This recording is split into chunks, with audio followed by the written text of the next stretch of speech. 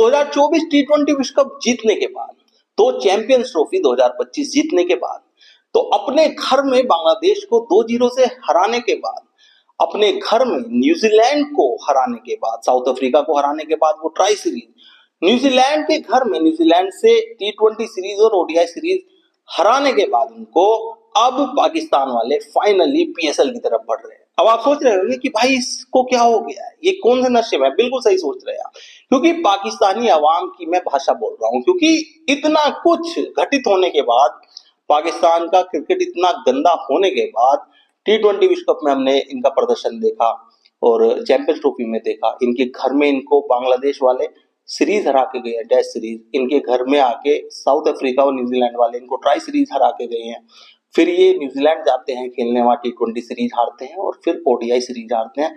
उसके बाद अब ये पीएसएल में ऐसे एंट्री ले रहे हैं भाई साहब, जैसे कितने बड़े कारनामे करे हैं इन्होंने। और पोस्टर और जो पोस्ट वायरल हो रही है ना भाई साहब, वो इस तरह की हो रही है कि Babar Azam is back in PSL. अब पीएसएल में हम वो सब करने जा रहे हैं जिससे एक मुल्क को खुशी मिलती है। और ये कौन सा मुल्क है यार, किस मुल्क की आवाम को इस तरह के प्रदर्शन से खुशी मिलती है यार? हमारे लिए आईपीएल कुछ नहीं है, सच बता रहा हूँ।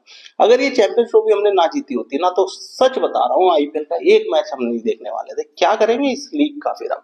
लेकिन वहां की आवाम भाई इस बात को लेकर इतनी उत्साहित है कि हमारे देश में पीएसएल होने वाला है। और उत्साहित होने की एक वजह है, क्योंकि ये इकलौती ट्रॉफी है, पीएसएल एक इकलौती ट्रॉफी है जो पाकिस्तान से कोई नहीं छीन सकता भाई साहब। ना ऑस्ट्रेलिया, ना इंडिया, ना south Africa, New Zealand, England, Bangladesh, West Indies, Sri Lanka, कोई नहीं, क्योंकि भाई साहब ये पाकिस्तान में ही रहनी है। तो कितनी बड़ी अचीवमेंट है भाई, जहां दुनिया चैंपियंस ट्रॉफी, टी20 विश्व कप, 2023 वर्ल्ड कप ये जीत के बैठी हुई है, इनके लिए पीएसएल इतना बड़ा इवेंट है कि भाई क्या ही बात करें। ये बड़े खुश हो रहे हैं कि हमारे यहाँ डेविड वार्नर खेलने आ रहे हैं, जो आईपीएल से रिटायर हुए हैं, वो पीएसएल में खेलने जा रहे हैं, और ये इस बात को लेके बहुत खुश है। तो भाई अलग ही तरह की दुनिया है पाकिस्तान, एक अलग ही दुनिया है। उनकी बातें अलग है, उनके सपने अलग है। उनके सपनों में बाबर आजम की सिर्फ कवर ड्राइव होती है।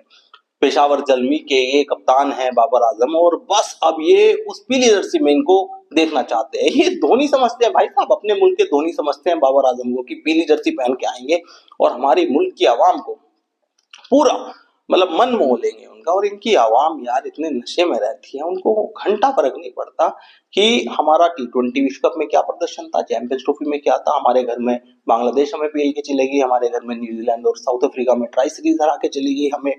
न्यूजीलैंड में गए हम खेलने, तो पाकिस्तान वालों को वहां भी पेल दिया गया दोनों सीरीज में। लेकिन भाई इनको कोई फर्क नहीं पड़ता, ये इतने जलील हो चुके हैं कि इन्हें छोटी छोटी खुशी ही इतनी बड़ी खुशी लगती है। अब ये पीएसएल में वर्ल्ड कप जीतेंगे, इनके लिए ऐसा लग रहा है कि पीएसएल में वर्ल्ड कप जीतेंगे, जो वर्ल्ड कप बाबर आजम उठाएंगे भाई साहब।